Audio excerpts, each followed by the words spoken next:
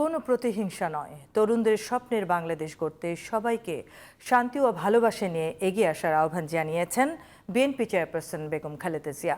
দুপুরের নয়াপল্টনে আয়োজিত দলের সমাবেশে ভার্চুয়াল বক্তব্যে এসব কথা বলেন তিনি। এ সময় সব ধরনের ষড়যন্ত্র ও নৈরাজ্যের প্রতি সজাগ থাকতে নেতাকর্মীদের প্রতি আহ্বান জানিয়ে বিএনপির ভারপ্রাপ্ত চেয়ারম্যান তারেক রহমান বলেন, সব ধর্ম ও বিশ্বাসের মানুষের নিরাপত্তায় ঢাল হয়ে দাঁড়াতে হবে। বিস্তারিত গাসুল আজম বিপুল রিপোর্টে।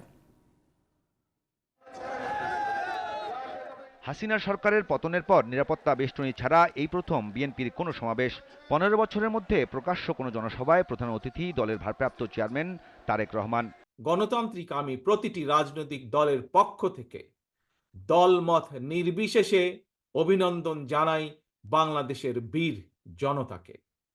বক্তব্যে তারেক রহমান বলেন, হাসিনা মুক্ত বাংলাদেশ প্রমাণ করেছে মুক্তিযুদ্ধের বাংলাদেশ কখনো হার মানে না।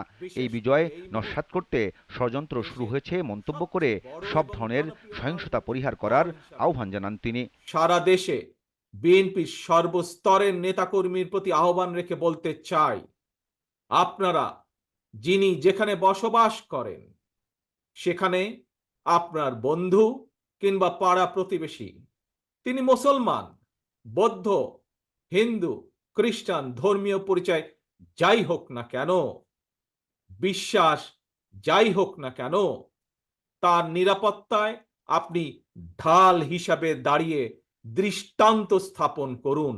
তরুণদের ত্যাগে অর্জিত বিজয় সুসংহত রাখতে সবাইকে দায়িত্বশীল ও প্রহরীর ভূমিকা পালন করার আহ্বান জানান তারেক রহমান।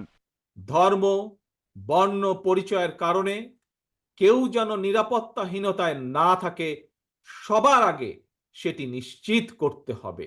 দীর্ঘ কারাবাসের পর প্রথম কোনো জনসভায় বক্তব্য দেন বিএনপি চেয়ারপারসন। বলেন, কোনো প্রতিহিংসা নয়, ভালোবাসার বাংলাদেশ গড়তে হবে। তাই সব দল ও ধর্মের মানুষের প্রতি দায়িত্বশীল আচরণ করতে নেতাকর্মীদের প্রতি আহ্বান জানান সাবেক এই প্রধানমন্ত্রী।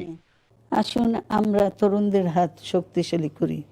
ধ্বংস নয়, প্রতিশোধ নয়, প্রতিহিংসা নয়, ভালোবাসা, শান্তি ও জ্ঞান ভিত্তিক সমাজ গড়ে তুলি। গাউসুল আজম বিপু, জিটিভি নিউজ, ঢাকা।